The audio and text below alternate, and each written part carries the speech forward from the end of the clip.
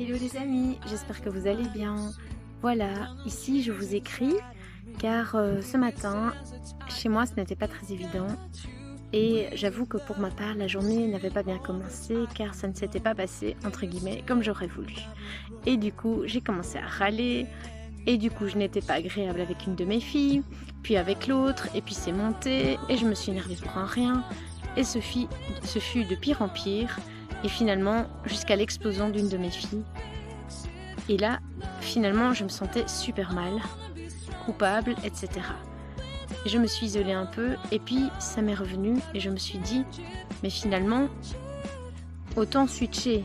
Et j'ai réussi à faire ça, donc je suis revenue près de ma grande, qui faisait le dîner, un super bon dîner. Puis j'ai été m'excuser auprès de la petite, car c'est vrai que j'avais été assez exigeante et autoritaire par rapport à quelque chose qui lui pèse déjà. Et par rapport à mon compagnon, ça se fut après, car là il m'a fallu plus de temps, car à la base c'était vis-à-vis de lui que j'avais un petit souci. Donc voilà, tout ça pour dire que finalement un mouvement de colère pour le moment peut s'étendre à toute la famille et ce n'est vraiment pas évident. Comme dans l'autre sens, un moment de joie peut vraiment se propager à tout le monde et ça c'est très agréable et c'est plus productif on va dire. Donc voilà ce qui se passe finalement. Et donc dans ces moments de confinement, c'est pas évident de trouver des lieux où on peut se ressourcer ou des moments qui nous aident à faire une pause.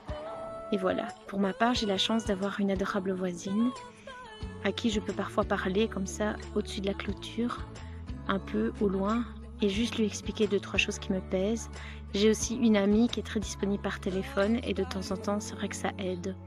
Mais je pense quand même à toutes ces personnes qui sont isolées, soit toutes seules, ce qui n'est pas évident non plus, je l'ai vécu aussi au début du confinement, soit avec des proches dont ça ne se passe pas comme elles voudraient.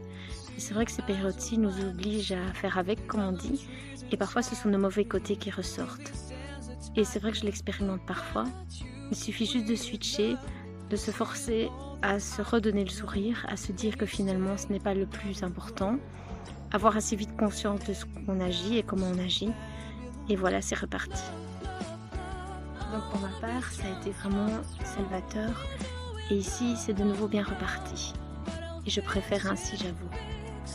Donc tout ça pour vous dire que je vous souhaite aussi de bon courage, car je sais que c'est pas une période facile et que ces mouvements d'humeur font partie du quotidien, mais ça peut vite toucher tout le monde. Et je voulais aussi ajouter que finalement, toute la journée, chaque journée n'est pas bonne. Par exemple, moi ce matin, j'avais pas assez dormi, donc pour moi, ça n'allait pas être une bonne journée. Et finalement, dans cette journée, il y a eu vraiment de belles choses. J'ai une autre amie qui m'a vraiment témoigné beaucoup de sympathie et de remerciements par rapport à des choses que j'ai fait pour l'aider. Et même, je n'avais pas conscience que c'était à ce point-là, que je l'avais touchée et que j'étais vraiment importante pour elle. Et ça fait vraiment plaisir d'entendre ça. Et puis aussi, ma fille a fait un excellent dîner qu'on n'avait jamais goûté avant. Très beau et très bon. Et finalement, mon compagnon m'a rendu des services. Et ma petite, elle a pu exprimer ce qui lui posait problème.